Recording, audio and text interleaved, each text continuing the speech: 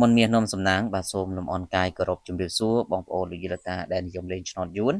ទាំងអស់គ្នាជាទីគោរពស្រឡាញ់រាប់អានបាទហើយសម្រាប់ថ្ងៃនេះ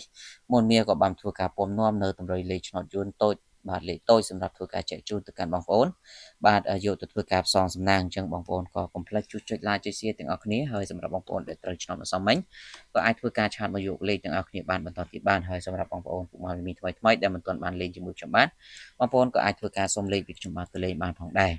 បាទអញ្ចឹងយើងចូលទៅកាន់តម្រុយរបស់យើងតែម្ដងសម្រាប់ម៉ោង10កន្លះពេលព្រឹកសម្រាប់ឆ្នោតយួនថ្មីថ្ងៃទី14នេះ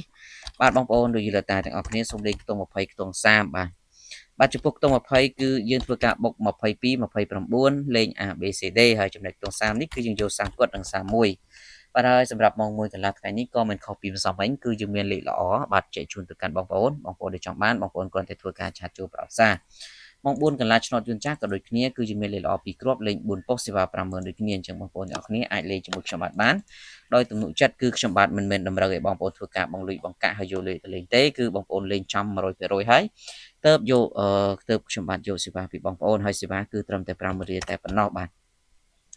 សម្រាប់ម៉ោង6កន្លះសូមលេងខ្ទង់30និងខ្ទង់7បាទចំពោះខ្ទង់30នេះសូមពុកម៉ាមីមីយក35 36លេងនៅពោះ A B C D ហើយចំណុចខ្ទង់7គឺយើងយក7គាត់និង71បាទ